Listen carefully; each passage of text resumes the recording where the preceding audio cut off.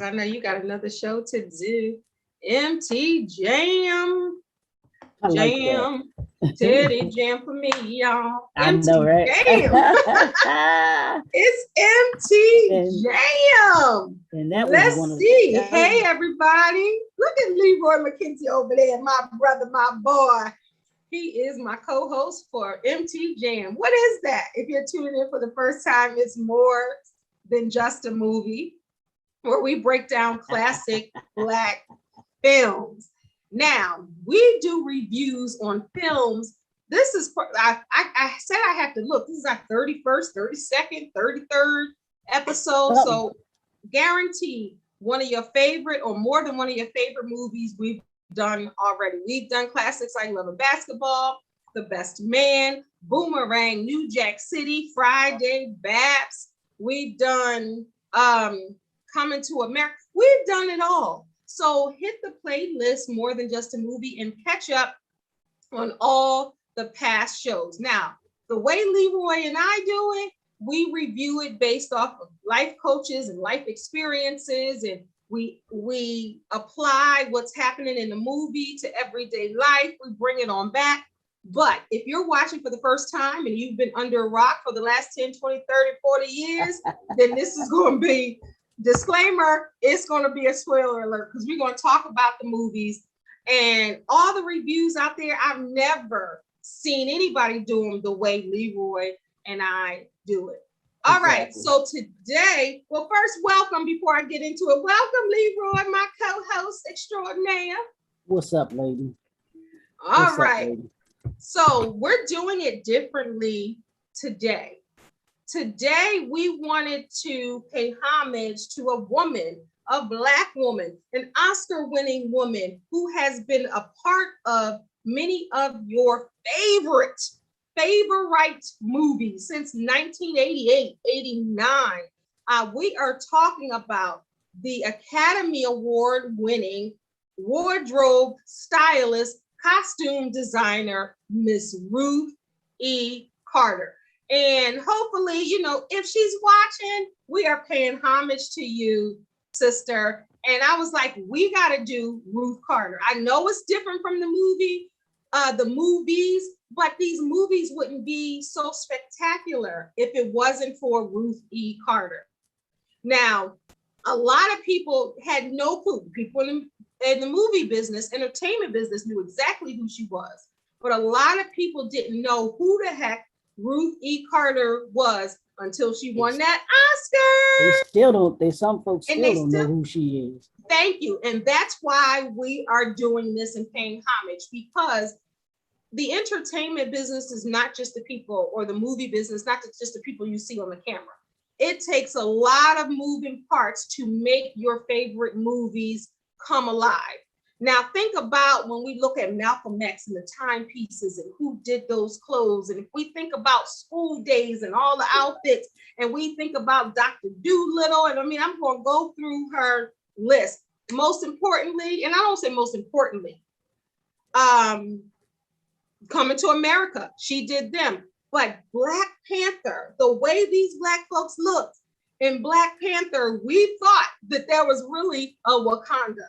So for her to have it down pat like that, we got it. Before I even get into her details, let's give Ruth Carter a round of applause. And I'm going to start differently. I'm going to start with this.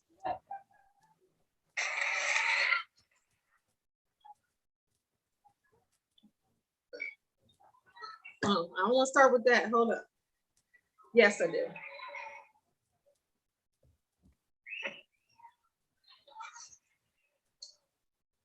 A rakish tilt to a hat, the drape of fabric just so. Nuance and sophistication are just two qualities of the most effective costume design. These artists create a pastiche of textiles with authenticity, yet never distract from the story. Costume designers construct the looks that ground a character to a particular time and place in the subtlest of ways. So true. So true. So true. So true. Here are the nominees for achievement in costume design. Costume design. The Ballad of Buster Scruggs, costume design by Mary Goffreys. Black Panther, costume design by Ruth. The Favorite, costume design by Sandy Powell. Mary Poppins Returns, costume design by Sandy Powell. Mary, Queen of Scots, costume design by Alexandra Byrne.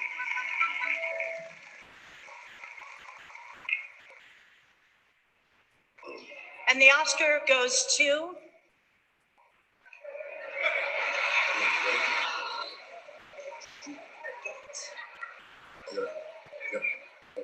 Okay. Okay.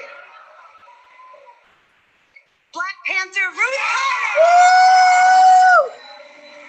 We were so proud. This is the first Oscar and third nomination for Ruth Carter. She was previously nominated in this category for Malcolm X and Amistad. She was nominated for Malcolm X and Amistad. Come on, Miss Carter.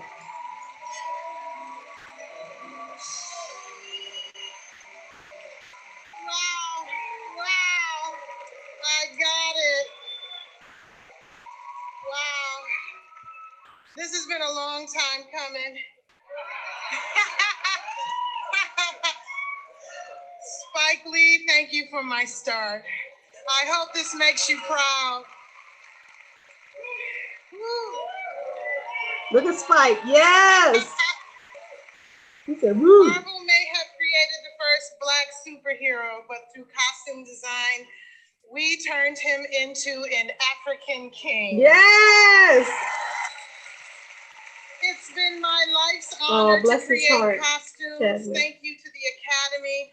Thank you for honoring African royalty and the empowered way women can look and lead on screen. Thank you to my crews around the world who helped bring Wakanda to life. Our genius director, Ryan Coogler. You are a guiding force.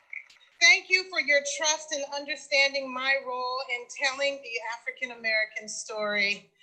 Adding vibranium to costumes is very expensive. So thank you, Victoria Alonso, Kevin Feige, Louis Esposito, Jeffrey Chernoff, Bob Iger, and Nate Moore. My career is built with passion to tell stories that allow us to know ourselves better. This is for my 97-year-old mother watching in Massachusetts. Mom, thank you for teaching me about people and their stories. You are the original superhero. Thank you.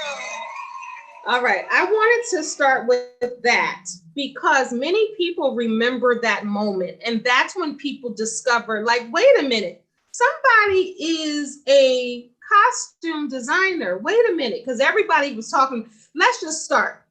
When we knew Black Panther was coming out, we did like they used to do in the Harlem Renaissance and back in the day. We were all dressed up in our African garb. I had my Black Panther shirt on. You know, people were wearing head wraps and dashikis and all the African kente cloth everywhere, you know, to see Black Panther. Black folks were so proud that we got to see T'Challa the King, you know. We were proud. It gave us a sense of pride. And we went to the movies and we were just floored about the color and the hair and the vibranium and the beautiful aesthetics of what Wakanda looked like and all of that. And we looked at these clothes like, what in the world? Like, who dressed them? Some people to later find out it was Miss Ruth E. Carter. And she became on people's radar. So before I get Leroy in, she was born April 10th, 1960. She is now 61 years old. She was in her 50s when she did Black Panther. But she got her start, as you heard her say in her acceptance speech, and Spike Lee was right there She shouted out Spike and said, I hope I made you proud, because her very first job was on School Days in 1988. So I'm just going to run some of her movies down. School Days, 1988. I'm Gonna Get You Sucker, 1988. 1989, Do the Right Thing. She did Mo Better Blues. She did House Party, Jungle Fever, The Five Heartbeats, Malcolm X, What's Love Got to Do with It, Crooklyn, Clockers, Babs, Rosewood, Love and Basketball, Shaft, Baby Boy, Dr. Doolittle, Daddy Daycare, The Butler, Selma, Chirac, Black Panther, Dolomite Is My Name, and Coming to America. The next one, that was just a few. Now I need some water because that was a lot. So some of your favorite movies, now you see why we're honoring her for more than just a movie, because it takes more than just the people on the screen to bring a movie to life. All right, that long intro. Leroy, what you got to say about Miss Ruth Parker? Well, it's interesting that this month that we are we're going to be paying homage to women, because this is National Women's Small Business Month. So it's appropriate that we started off with such an icon. And like I said, this is just like Clarence Avant. If you're not in that circle, you don't know these. You don't know these two names, but they are giants. They are giants in their respective industry. So you just gave, like you said, you just gave just a few, and her career spans what, 30, 40 years, I think it is. And she's only 61. Yeah, in the industry. So, and I mean, those aren't just some, mom and pop movies. So come on, these are these are A-list movies. Come on, that she's creating designs for. So you have to be you've got to be a creative giant to do and be a part of the movies that she's been a part of. Yes. And people don't give, or I don't think folks talk enough about the costume designer. Yeah. The person that creates to me creates the atmosphere. Yeah. Because the wardrobes make the time frame. Come on. Those timepieces, it makes you go back in time. Yeah, I mean, it's something to just say, you have a director, you have a writer that says, okay, I'm doing this 19th century or 18th century movie. The costume designer has to research what were those outfits? What did they look like? Yeah. What were the people wearing? Yeah. I mean, the one that stands above all of them to me, of course, is Black Panther. You're talking, they created this whole nation. And it wasn't, I mean, and think about it. Think about how, I won't say powerful she was, but just the whole wardrobe, not only of the cast that was a part of that movie. Like you said, you went to the movie theater and you're dashiki and you're gone. I mean, you had people from around the globe going to a movie. I'm gonna say that again, going to a movie. Do you remember the clips and the stuff you saw on social media and the news, how people were coming? Everybody was posting their pictures going to the movie to see Black Panther in their African attire. I love the fact that folks weren't just going, they were taking their kids' dress. I was just like, I saw it at the movies 4 times. I'm like, that's power. And someone to have the creative mind, the wardrobes that Angela Bassett in that hat looking like the queen that she looking is. like royalty. I was just like, I mean, even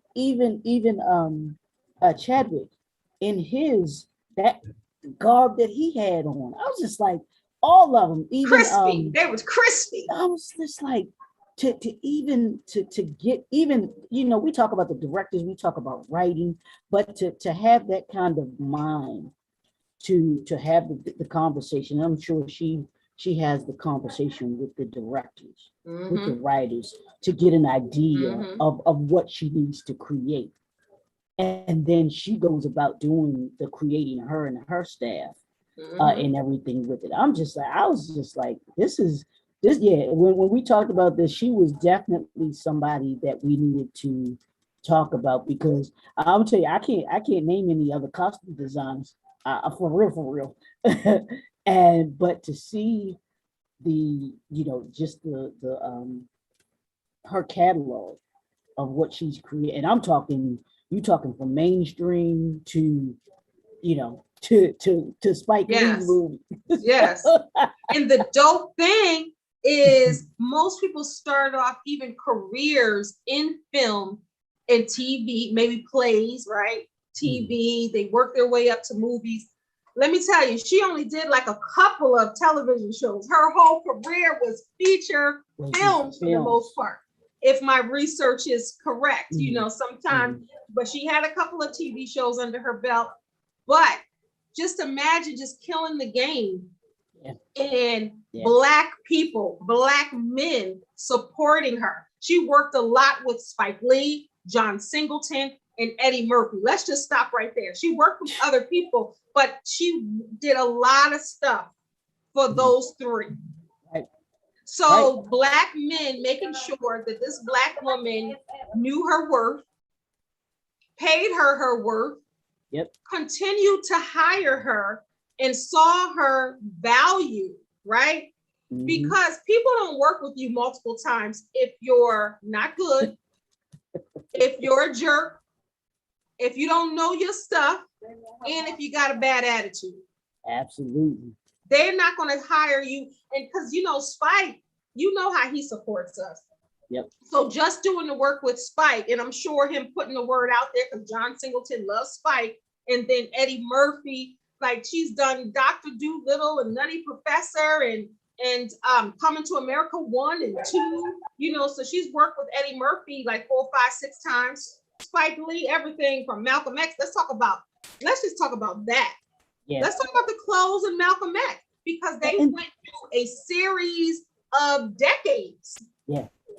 Years. I mean, and when he was that's little. Right. All right. I mean, even but you think about even with Malcolm X, that time frame where they had with him and Spike had on the zoot suits with the hats.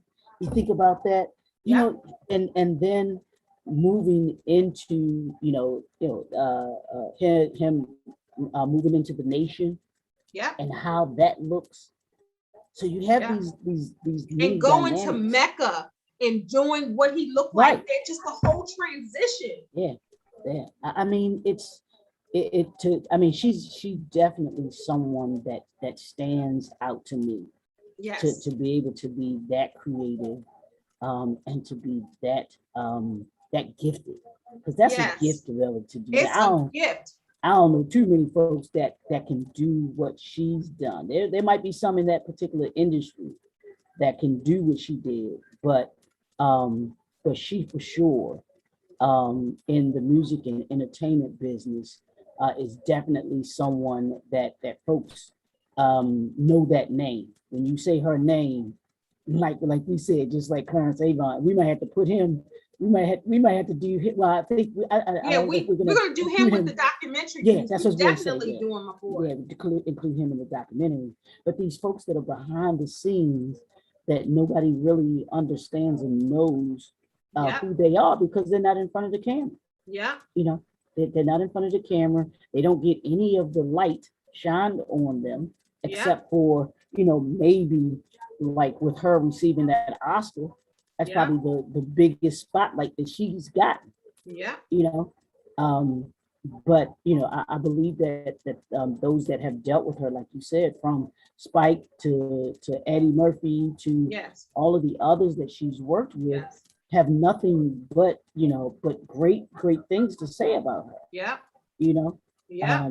And obviously, like you said, she's probably, I'm not gonna say easy to work with, because I'm sure she's demanding, Yes, because you have to be. Yeah, to get at that level, quality up on that screen. You know she ain't playing no game. You're not gonna bring her no cheap fabric. You're not gonna go around. You're not gonna cut corners, honey. You're not gonna go to, like the old say, the 5 and dime to go get your stuff. You getting the ship from Italy or wherever it is, Africa. You want that texture but then you gotta have that vision. Yeah, but here's the thing.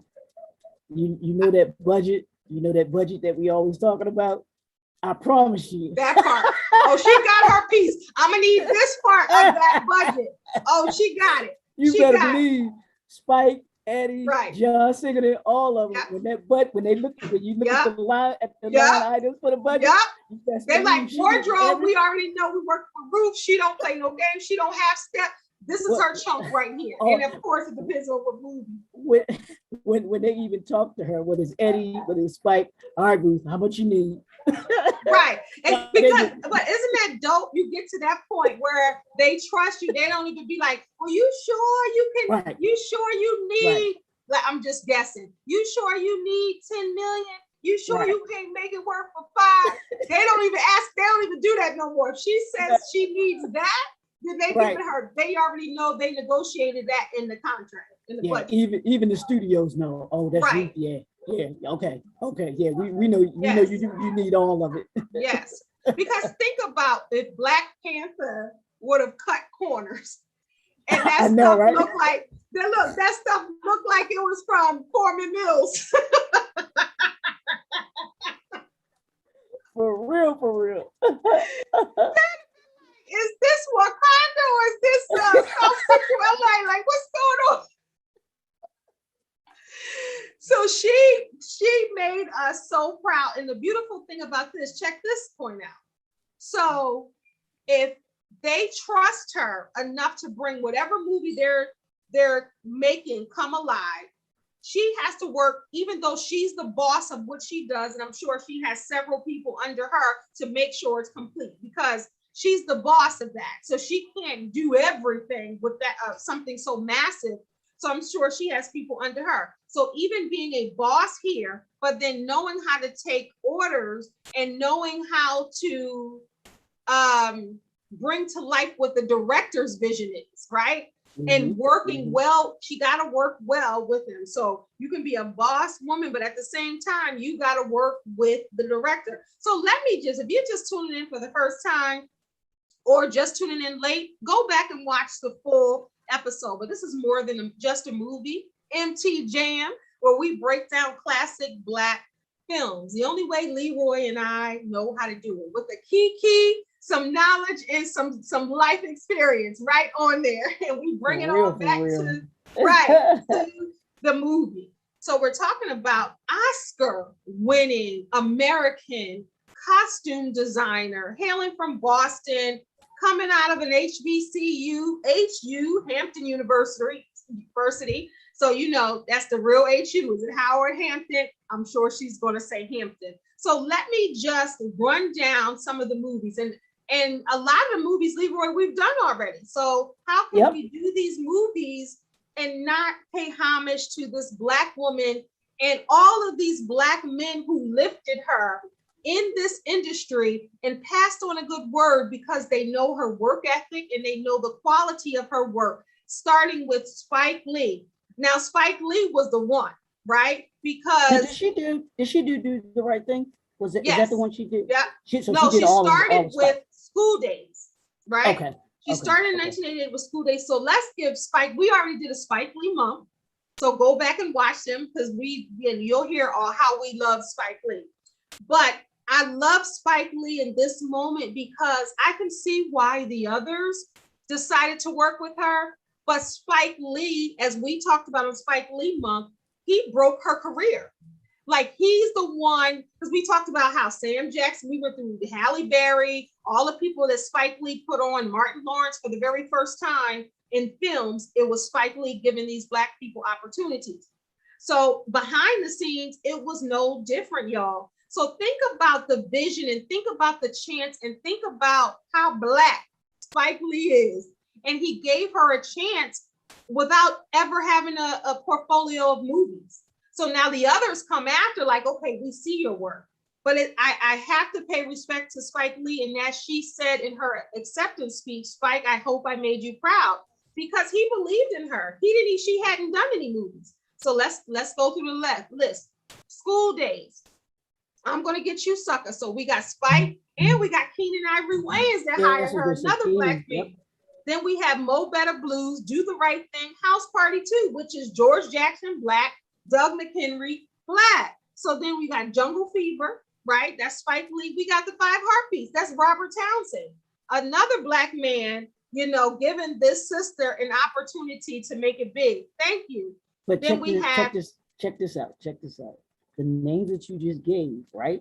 Mm-hmm. Aren't they? What'd you say? I said, aren't they connected? What do we always say? Or what did Clarence Avant say? Relationships are resources. Yep, we got to use our resource. Exactly. And I love the fact that her reputation was that dope and her work stood by itself, right?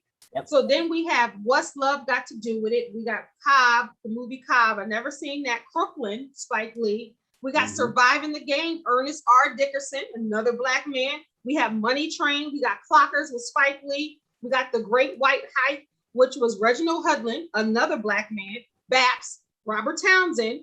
Rosewood, John Singleton. Amistad, Steven Spielberg. He ain't black, but black folks love Steven Spielberg.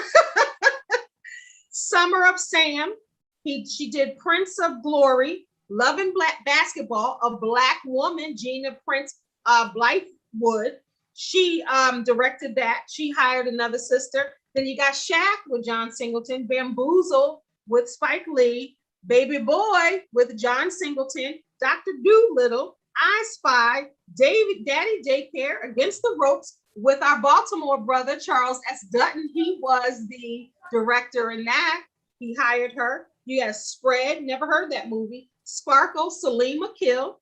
He's married to Mara Brock Akil of Girlfriends fame. And he's, Salim Akil did, what's the superhero that's out now on TV? I can't think right now.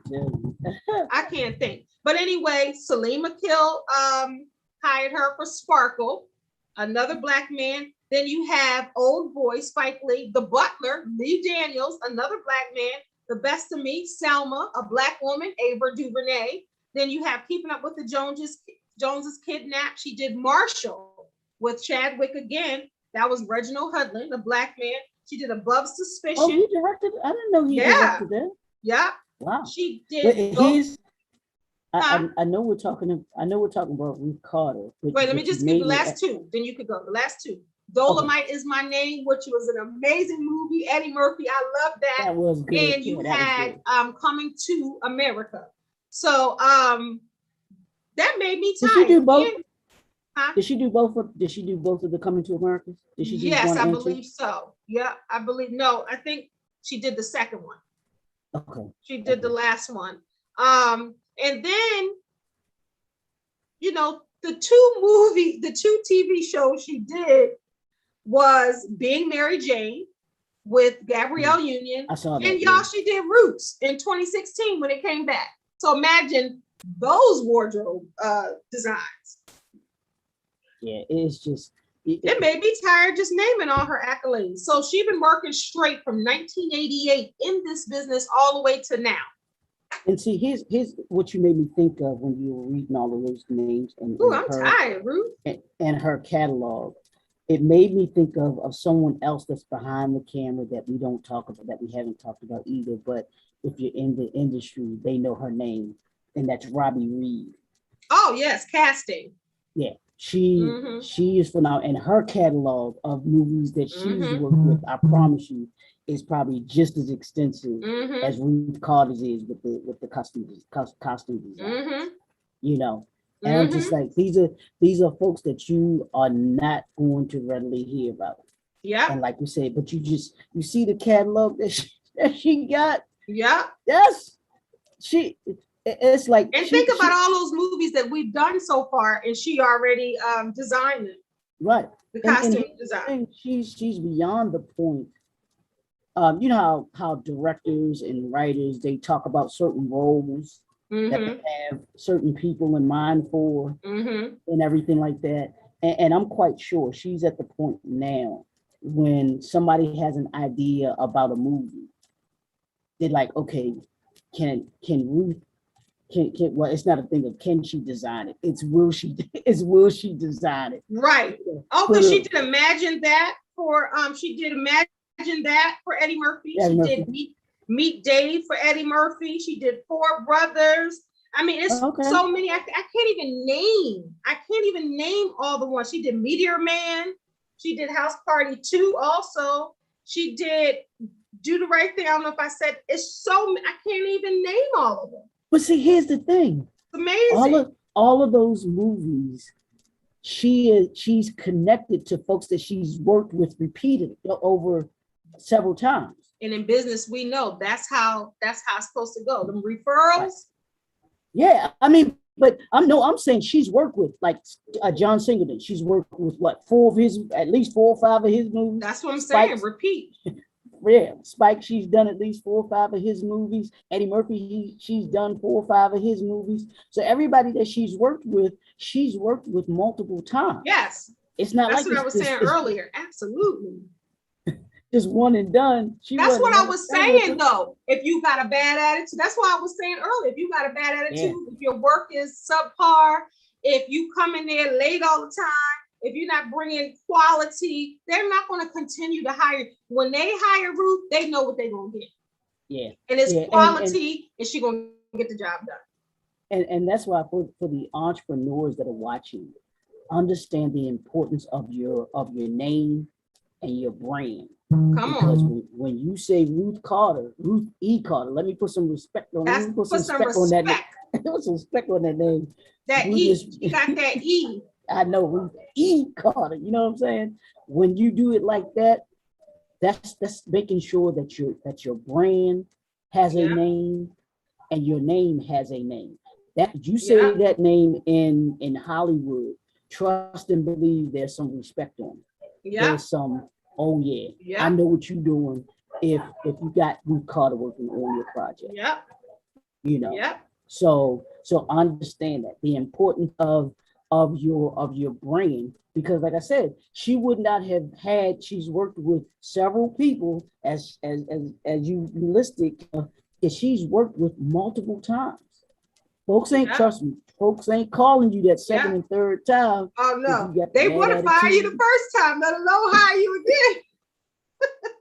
again. you can walk up in there and act like you a diva if you want to, like the what was the girl on the set of Grey's Anatomy trying to tell Denzel? Yeah. Denzel that he was a bad director. I'm just saying. Yeah. You know. Okay. You can act like you don't know if you want to, but I'm like, ouch. So let's just she got, as I said earlier, but a little more about Ruth E. Carter. She got her bachelor's, I said, at Hampton University, a bachelor's in arts. It took at least, Carter began her career as a costume apprentice. So let's talk about that. When you start your career and automatically you want a paycheck, you want a hefty paycheck and paying your dues. She started as an apprentice. And oftentimes, I'm not sure if she did, but oftentimes apprentices don't get money. Yeah, that means they get the experience. And sometimes apprentice, not sure if she did, have to pay. But you have to invest in you. Right. You're doing it. She is the first. I played the clip in the beginning. The first in 2018, the first African-American to win an Academy in the best costume design category for Black Panther. Wow. What year? Wait a minute. 2018. And there's not. So all of these years, She's still, Black people are still being first in this year. That's ridiculous. That's a whole other conversation. But here's the thing. How many years before 2018 has she been doing custom designs for movies? Yeah, she was nominated. Movies. Yeah, she was nominated 2 other times before this. Well, yeah, was it which you do you Malcolm X, and I forgot which the other one. I'd be interested in wanting to find we said it in the beginning. I said it in the beginning. I'd be so go back and look at the beginning, y'all. It was in the Oscar speech. One was Malcolm X, and is it coming to? I can't think, but one was Malcolm X. So go back to the reminding. But I'd be interested in finding out what movies won when she got nominated for Malcolm X, and then the other movie that she got nominated for. It was a good one too. Let me find out. Because the 2018 was for Black Panther, I'm assuming, correct? Yes, that's what she won for. Yeah, that's the one that was for Black Panther, which should have won. You know, Spike should have won it for that too. I mean, not Spike. Coogler. He should have. Yes. He should have won Best Director for that movie. You know, and everything. That should have been a whole suite of the Oscar. Amistad was the second one.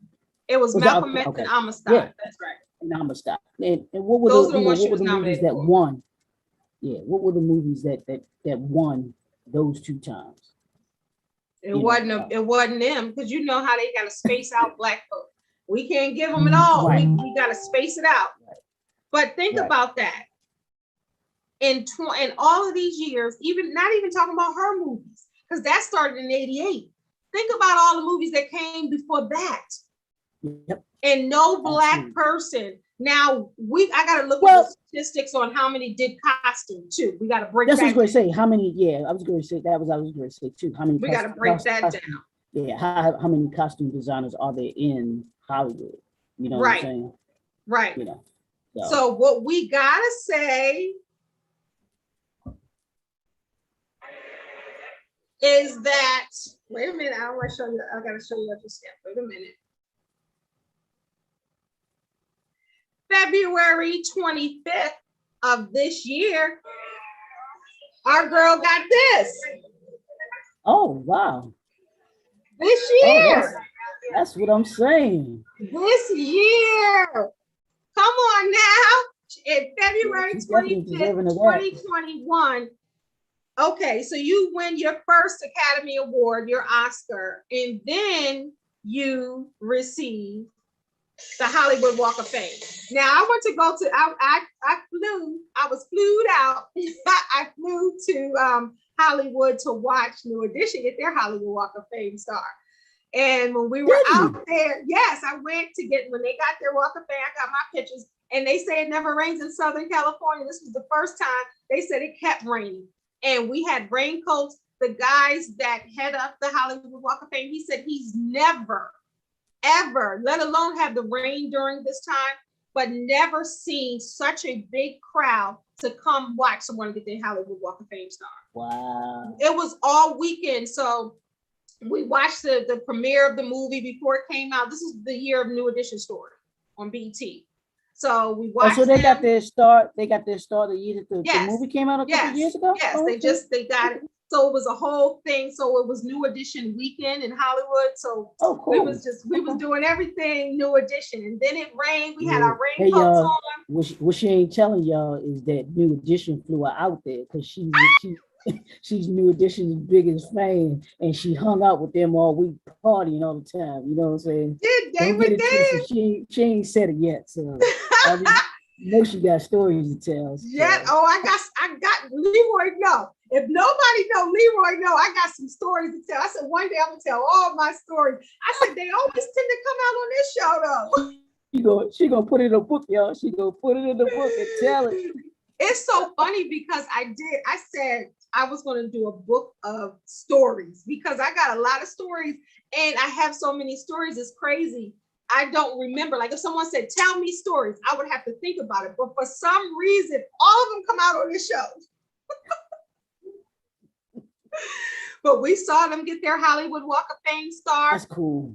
We saw the spot first, and then we saw the clay where they put down. Then we saw them do the name. We watched every step.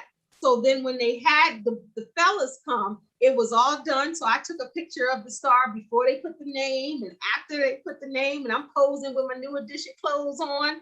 And it was a beautiful time. I did little interviews with the little Bobby Brown on, I had him on my Snapchat and everything that played Bobby Brown in the movie when he was little. And it was really a good time. And I went with girlfriends. It was 4 of us. We had our one hotel room and we were all over the place. And that was one of the best times of my life. And that was just a few years ago. Now let me ask you this. With the new edition star, do they just have new edition or do they have their names? That's a good question. They got new edition because that is the tree. That's the root. Yeah, because so their names don't get listed individually on the star. It's just new. Yeah. It's just a new edition. Yeah, right. Just new edition. Because new edition now, if people rally, and the funny thing about the star, I remember years ago we were signing different things to get the star, because you got to go through, to get your people's star. And so maybe one day Bobby Brown, I can foresee him having a star. I can foresee that. And then my boys, even when I go to the African American Museum in DC, the National African American Museum, they have a whole, if you've been there, I've been there a couple times, they got, they have a whole floor of music and Black music. Right. And just seeing that. And, with Ruth Carter, I think it was something in there with her, because let me see this part. I'm trying to see if I see this. But she is, like you said, she might have not been on somebody's radar before, but it says a lot about her. And I want to talk about that, Leroy. When you feel like you working, and nobody sees you, or the right people that you think should see you, or maybe it wasn't even on her radar. Maybe she was just doing her thing like she does. And for people to look at you and be like, you're overnight, they said 30-year overnight success. Yeah. Yeah. We go. All right. I don't know if I should say this, but you know me, I don't care. Maybe Tyler Perry needs to call him for some of his costumes. Some of the wigs. I'm just saying. Those wigs too. We might, because her little hair back there, that might be a piece or in the picture behind you, but she's looking fierce. So hers already are better. I'm just saying. And the clothes, because we don't need no Foreman Mill clothes. And no diss to whoever shops at Foreman Mills or Dots or any of those. I call them club clothes. And there's like I said, there's nothing wrong with them, but on certain levels, there has to be a certain quality. Certain quality that has to be done. Absolutely. Yeah. It has to be a certain quality. I love it. This is awesome. What's that?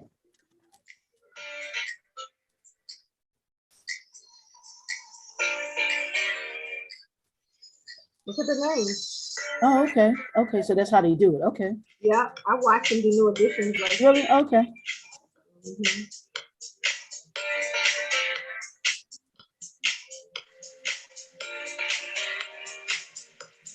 Then they do it too. Okay. Yep, I watch new editions. Really? Okay. Look at that name. It's Ruth Carter. I know, right?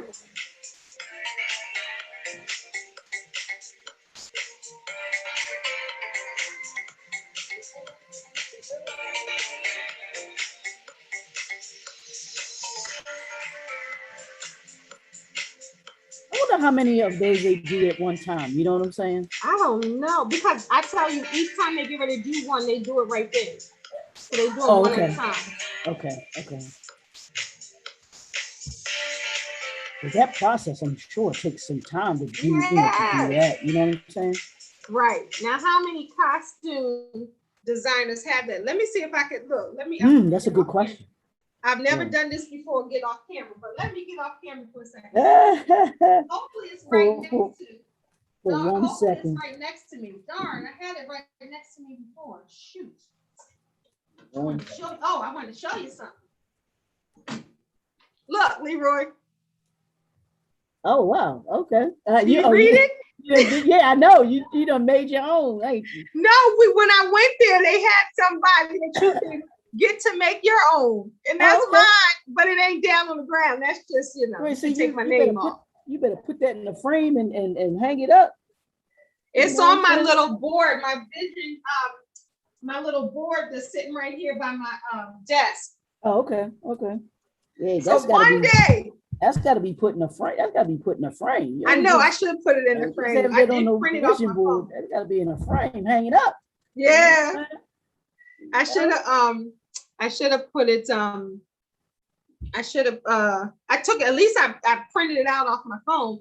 But they seen our favorite fan. I invited her to go. She couldn't go, but she's going to Vegas. New Edition got their residency in Vegas coming next year, 2022. Oh, yes. Oh. And they're going on tour. So I will be in Vegas. And New Edition, one thing about New Edition's fans, we don't play. Like we're gonna go. Now is Bobby, do you know all Bobby? of them? All 6. Wow, they all signed on the dotted line. This has been in works for years. And Ralph spilled the tea like maybe 2 years ago. It's like, we all signed and we're all interested because it came out before, but they weren't sure if everybody was going to sign. And he was like, right. Or if they were going to really offer them like with the money they want and all of that. And he hinted a couple years ago that might be happening, and they announced it this year. I mean, because that residency is a 5-year commitment or something like that. I'm not sure how many, because that has a certain number of years attached to it, right? Yeah. It depends on what you negotiate. Right. So I definitely, if they're in the negotiating business, because then I would try to do at least 2 years, or maybe Vegas knows about New Edition, but they don't really know about New Edition. So once they see, maybe even if they did it for a year, once they see how them fans are gonna come from all across this world, they might re-up. Yeah, and that's why I'm saying it's probably I know it's got to be, like you said, a minimum of probably 2 years, or 2 to 5 years is what I'm thinking, because I know Monique got a residency in Vegas too, if I'm not mistaken, some years ago. So I don't know how long. Lunel had one. Tony Braxton. Yeah, Tony Usher Braxton has one now. Okay. Okay. Yeah. Yeah. So those are huge. And I mean, and you think about that. You think about something like a residency like that being in Vegas. You got to have costumes for that. They're costume designers that do those shows. Come on. Shows it is, especially New Edition. New Edition ain't just coming there just to come there and coming out and just anything. They coming cleaner than a board of hell. Already that wardrobe gotta be tight. That word's got to be tight. Everything gotta be tight. So yeah, so that's cool. That's good stuff. You know what I'm saying? Let's listen to Ruth Carter for a second. Yes. So I'll go with my girls, and if you be like, you going back, I'm going. I'll be like, I'm gonna go with you. And another one of my friends say they go, I'll be like, I'm coming with you too. Just like I used to see, like we talked about movies, how when we saw Raw, we talked about that last week, and I was like, you going to see Raw? We're gonna go again. Like I kept going again with friends. I'm not above that for New Edition. I went to a university that really didn't have an extensive theater program, but they did have a theater program. And when I didn't make an audition for one of the plays, the instructor who was directing it asked me if I wanted to do the costumes. And I felt like, then at first it was like the consolation prize, but it stuck like glue. Think about God's plan. Spike Lee in Los Angeles. Exactly. I had designed a dance performance. People all over Hollywood were coming down to this little dance studio on La Brea and Adams, and Spike Lee came. And he started talking to me about getting more experience in film. And before I knew it, I was working on someone's student thesis project. And then shortly after that, Spike called me and asked me to do his first studio film.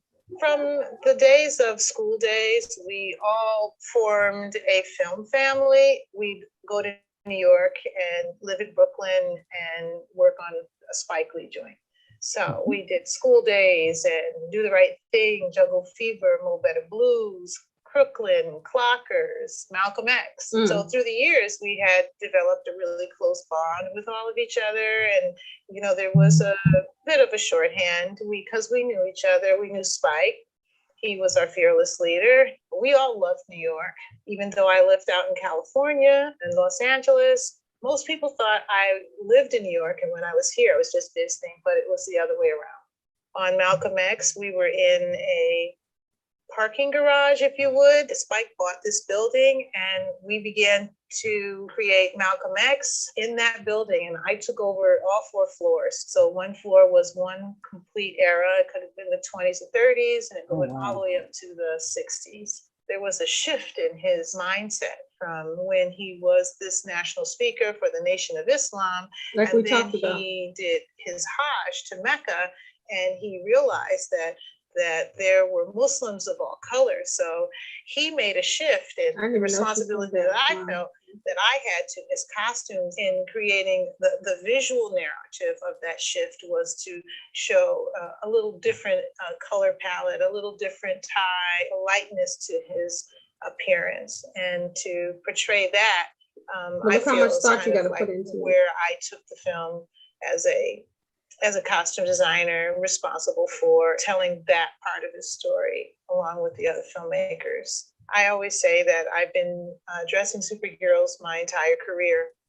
And that includes Selma when we had Dr. King and Coretta Scott King, and we were seeing inside their personal life. We had the marchers that march across the Edmund Pettus Bridge. There was a coat of armor, if you would, that was in the trench coat. It presented a nonviolent view of who they were by the way that they wore them with their hands in their pockets. It really just kind of tears your heart apart. You realize what it must have felt like for them.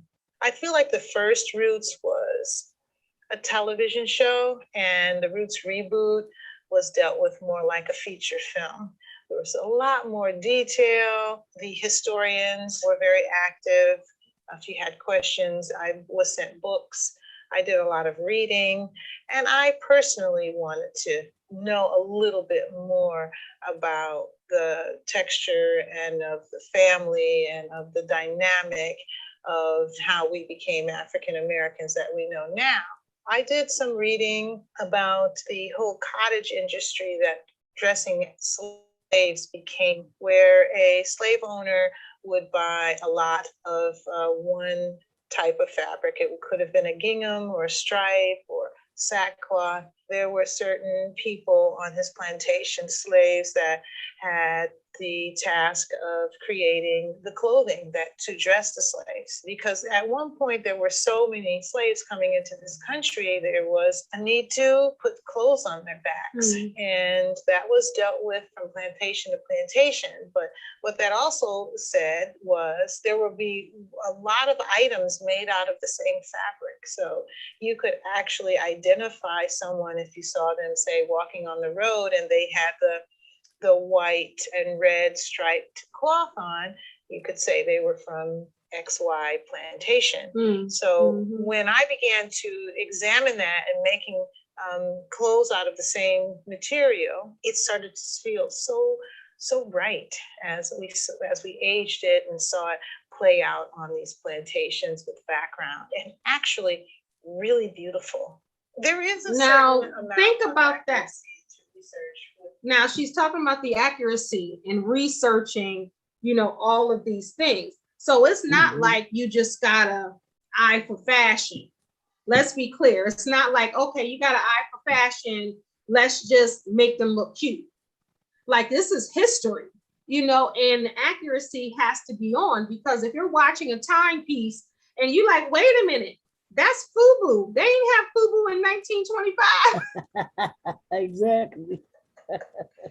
Like, you got to pay attention. Like, wait a minute, that fabric wasn't coming like that in that time. Yeah. So it's like, it's more than just dressing somebody up. Yep.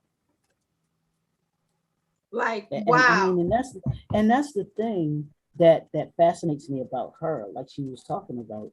It wasn't like she was just saying, okay, I'm just gonna, I'm gonna do these movies and I'm gonna, do the wardrobe how I see it. She actually did the research into those particular eras. Like you said, with Roots, these are factual stuff. This is factual thing. Malcolm X, Selma, these are all, you can get footage of this stuff. So you know what the people were wearing, what cars were being driven, all of those things. So she couldn't just go and get any material. Right. She had to really research to see what kind of that clothing back in that day was made of. And I'm wondering, it made me think about, was a lot of that clothing that when she has to do a movie like that, how does she find the material? Because some of that material might not even be made anymore. She probably has to find the closest thing she does. Like probably the closest, even if it's not the material, the pattern, or what's thickness, the satin look like silk on screen, or you know what I'm saying? Yeah. Like that's deep. Interesting. Yeah, I mean, and that gets into it deep to be able to, like she said, and I love what she said, that the clothes in these movies tell a story as well.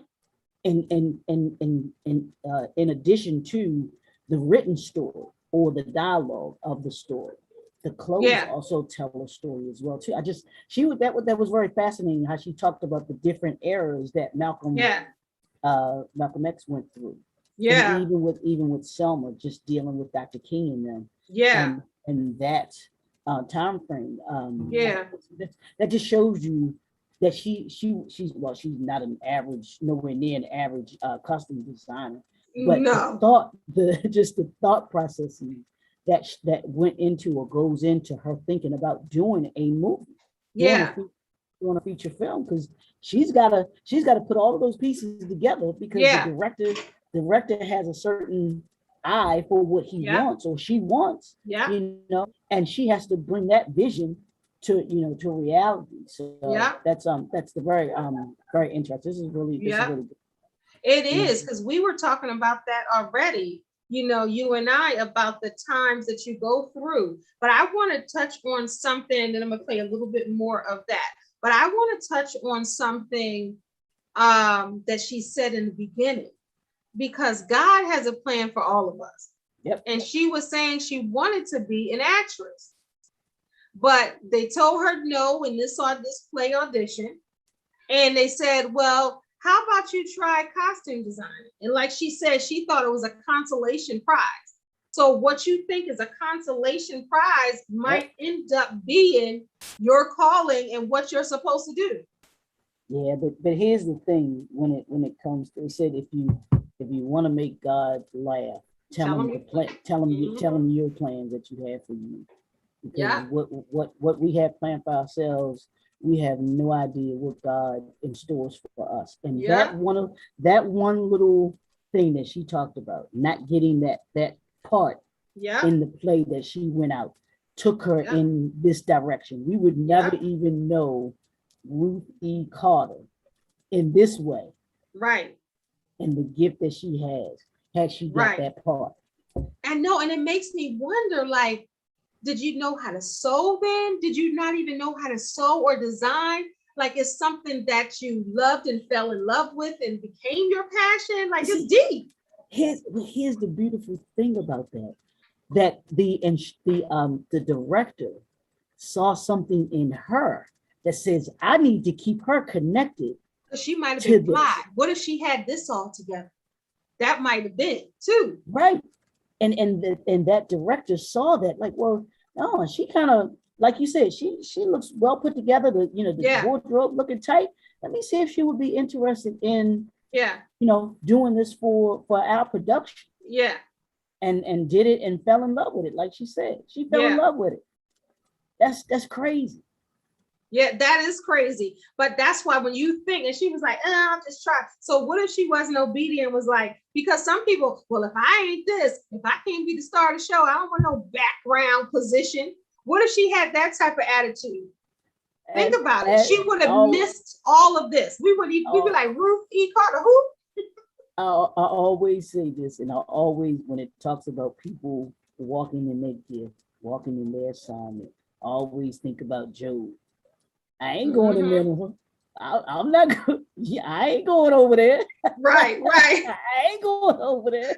Them folk crazy over there. I ain't going there. And we don't see what it is that God has for us, but He sees and knows. And like I said, that little shift, isn't that something? In that director saying, you know, do you want to work on in the costume designer or the design? On this. That's huge. That's big.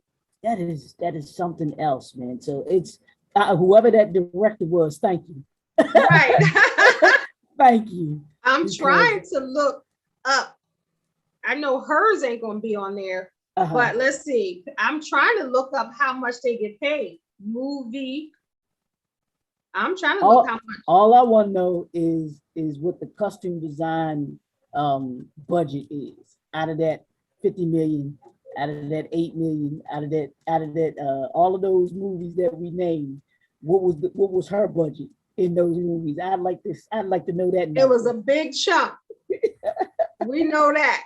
I know, right? Let me see, costume. Oh, she doing all right for herself. I'm gonna see because I was gonna say whatever somebody else got, quadruple it. That's how much they made. Right, exactly. You know she making, what do they call it? Double, triple scale. Right. So let's see. Darn, I've been trying to find it. Let's see how much. Okay. Yeah. If anybody, so check this out. Now we talking about, this is average people. We ain't talking about Academy Award winning, costume designers. We're talking about, so costume designers on studio films earn anywhere from $3,000 to $12,000 per day on set. Per day. 3,000 is the minimum. I see right now, I would take the minimum. They would get me easy. They would get me good and cheap. Because I told you my car just broke down today. What you say, you need me to work 5 days, 7 days? Right. So I told you my car just broke down today. They wouldn't even have to negotiate. They'd be like 3,000. I'd be like, yes, a day. But just think about that. And you said 3,000, and let's just take the base, the 3,000 a day. And most movies are shooting for how many days? Right.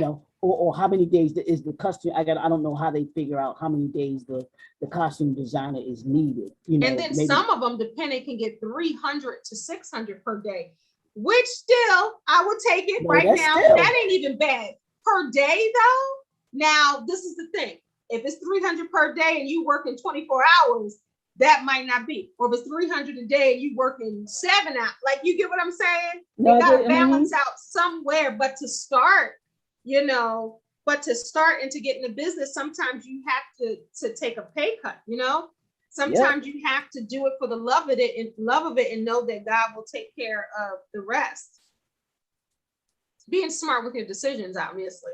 Yeah, absolutely. But that's still $300 a day, $3,000 a day, $12,000 a day. And if it's a Tyler Perry movie, you ain't gonna get much because he's filming all 6 days. I don't even want to know Tyler's custom design a budget. You know what I'm saying? The standards, they usually at least 8 weeks, 12 weeks, 16 weeks. It's a few weeks in there. Tyler Perry said you get 6 days, no retakes. And that's what he tells the people. So how it comes out is how it comes out. That's what people have said that work for Tyler Perry. And that's what people don't say. I'm sorry. And we did a Tyler Perry month, so we researched. I'm sorry, bro. I'm with you, Tyler Perry, and love what you're doing, but bro, you gotta step it up. You gotta step it up. So because we still on Shamar Moore's wig in his first movie. Yeah, I know, right? Diary Black woman with the cornrows. Yeah, come on. We're still mad at that. Yeah, and his wig in The Family That Prays. Like, come on, bro. That afro. Yeah. Like yeah. I don't know what the deal is, and people ask him, and he's like, "I paid this person." Remember, you did that research, and he paid people X amount of money. Yes, but So I don't know, but like, you know, as we wind down again, we just really wanted to pay homage, to introduce to some and present to others Miss Ruth E. Carter. Leroy and I know who she is, but a lot of people may not know who she is. And they're in some of your favorite movies. Half the movies that I named, at least a handful, more than a handful, we've done already. So if you go back and look at the shows and then think about your favorite movies, this beautiful and this is what I like about this, that we are introducing people that people aren't readily going to hear about, but you know the movies. Same thing when we do the documentaries and we do Clarence Avant. A lot of folks don't know about this bad. That's a bad name. That's a bad man. I call Leroy little. So now everyone will understand when I nicknamed, what was that, last year? I nicknamed Leroy Little Clarence Avant. So some people may know, like they say, if you know, you know. But if you don't, we're definitely going to bring his documentary to this probably next month. We're honoring women this month, but probably for the next maybe next month. Maybe we could do that in November. Yeah, we can do him. He can be the first show in November. Yeah, we can do the docu-series, you know, for November. Yep. You know, I think that'll be a good time to do that. Black documentaries. He's definitely that. We'll either start with him or I think we'll finish with him. One of the two, whichever one, you know, because that. Let me just give you a taste of Clarence Avant. He said, I ain't got problems. I got friends. I'm just saying. And then but that's how he did, how you just did, right? He leaned back just like that. He's a bad boy. He's been in rooms making $1 million deals and connections, and people didn't even know what he did. Well, what is he in the music industry? Is he in the That's the thing. And he said he is a connector. But see, that's the thing that blew me away from the one, and I know we talking about Miss Ruth Carter, so I ain't trying to, you know, dress it up with, try to overtake it with Clarence Avant. But the one that blew me away was when they showed that big conference table. Yeah. And they had all the folks who were around at the table, and the dude asked him, well, who's, you know, this person, he tells him, he said, well, who's Clarence Avant representing? And the dude said, all of them. I was like, now that's what I'm talking about. Let me tell you, I didn't see that, and Daryl watched it over and over again. Because I had seen it. I can't watch it enough. I didn't see that like 5 times, 6 times. Yeah, I have too. It's a powerful documentary, and it just goes to show you that not everybody has to be in the spotlight. Just like Miss Ruth E. Carter, she doesn't have to be in the spotlight, but she's a powerful force behind them scenes. And I mean, just think about it. Her wardrobes that she's created will be forever and ever and ever and ever. I wonder what they do with those clothes though. I wonder if she keeps any of them. They might auction them, or they might donate them to different organizations for fundraising. You know, maybe museums. Some museums might want them too. I'm sure. Does Hollywood have a you know, if Hollywood has a museum, like a Hollywood museum of art? Maybe the Chinese theater. I don't know. Their museum is on the street. Right. I mean, because that whole thing. I've never seen it. Because it just got me to thinking about all of these, you know, all of the movies that are done in Hollywood. Yeah. And all of these wardrobes. What do they do with those wardrobes? Yeah. I know certain people donate them. Certain people have like private museums. Mm-hmm. I've heard of people putting up stuff for auction, like different things. So, you know, that's a good point. And I'm looking at Miss Ruth Carter's website, and you can tell that she's a designer. This website is awesome. So if you want to learn more about Ruth Carter, go to ruthecarter.com, and you can learn more about her. This is what it looks like, but this is just part of it. Yep. And then when you touch it, look, watch this. Yep. Watch.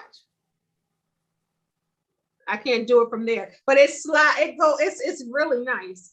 Yeah, it's just, I mean, and she actually, to me, she deserves to be in that National Museum in. She is, and that's what I was, And that's what I was saying, Leroy, earlier. I might be telling a fib, but for some reason, I think she's in it. I think I've seen her face in it. It's been a couple of years since I went, but now I'm going to go back and look for her and I'll research that. But I don't know. I'm thinking she is. If not, I'm sure they put her in there. I'm sure they did. If she wasn't in there in the beginning, I'm sure she's in there now. Yeah, or she will soon to be one of the additions to that, because they said that. Exactly. I haven't constantly add. I haven't had a chance to go, and I'm certain that is definitely one of the places that I want to go. You gotta go. It's huge. It's amazing. They said you can't do it in one trip. You can't see the whole museum in one trip. I did. You just gotta be there. You gotta be there all day. Mm-hmm. The first time I went, it was when they first opened, and you had to schedule. Like you had to schedule your time to go. That's when it was crazy. Like stayed all day. But this is the thing. You go to every room and you see everything.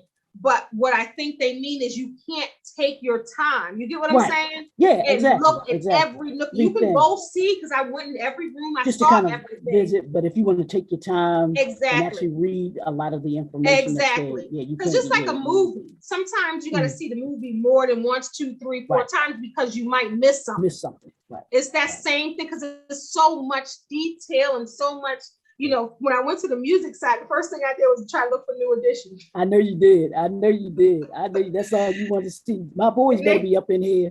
Right. And they go through, They go through the areas. They go through the eras starting in the basement with the slave trade. And they go up to the 70s and the Black is Beautiful movement, down to the different musics, genres, down to the paper bag test, to the straightening combs and the hot combs, down to they take you on a ride.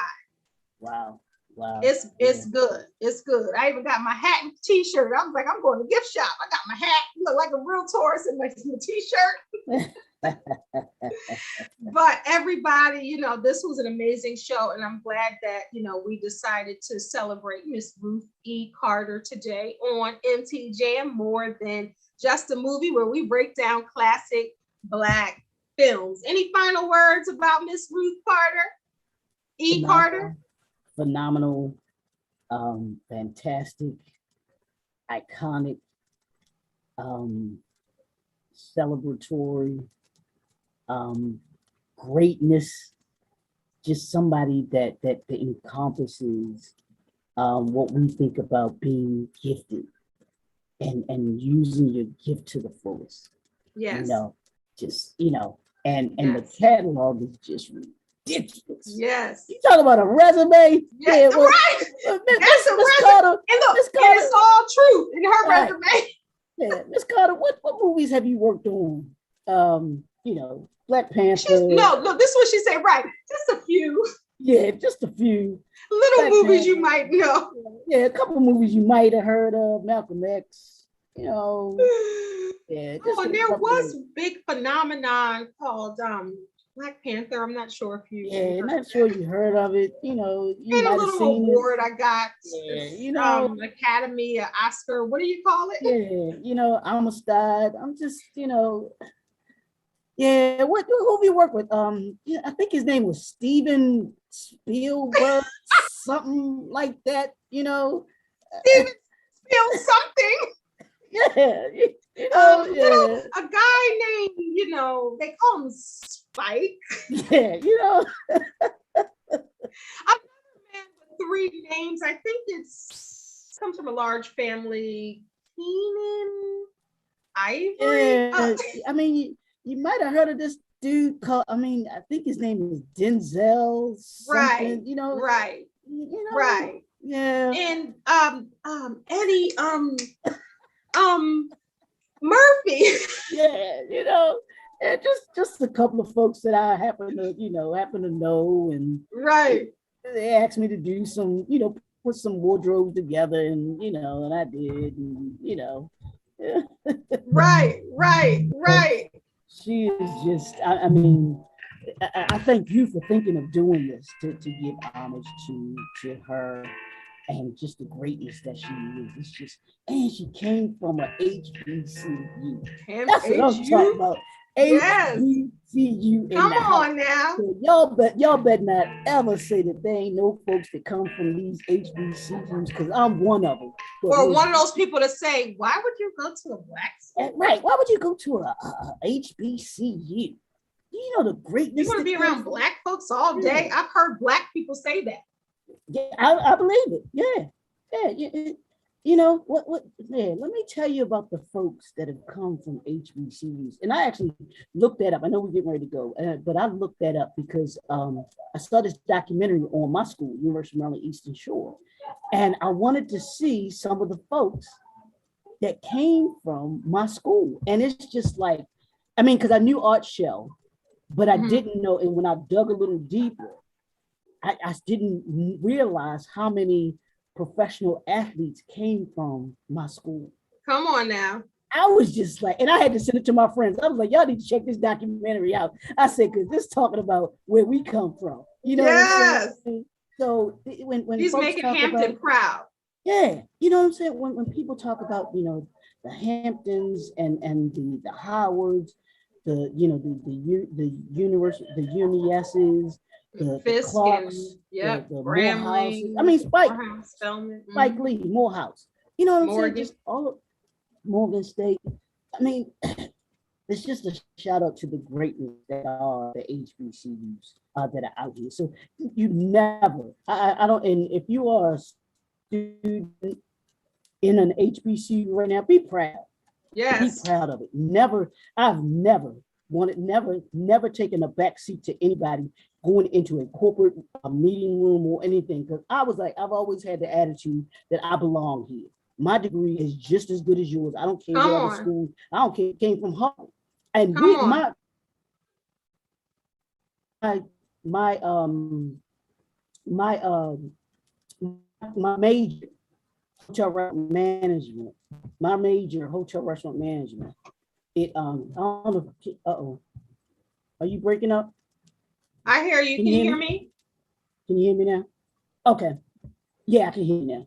My major, which was hotel restaurant management, was one of the top. We were one of the top 20 schools for what we did, right? Nice. We were going up. Our school was compared to Cornell, which was one of the top hospitality schools too. So don't ever think that you don't belong in a room with other folks. Don't think that your degree is less than anybody because you come from an HBCU.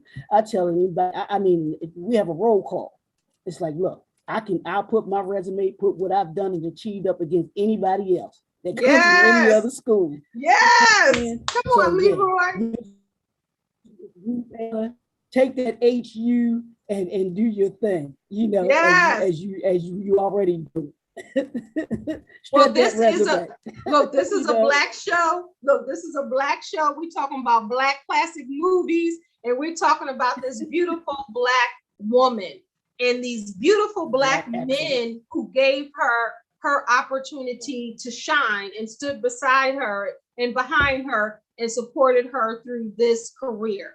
You know, I'm sure she's a millionaire, but I'm sure that's not the most important thing. Her passion, her gift is probably what drives her. That's why she's so good at what great at what she does. So I'm glad to honor that sister and those brothers who hired her. But let's give it up for Ruth E. Carter. Absolutely.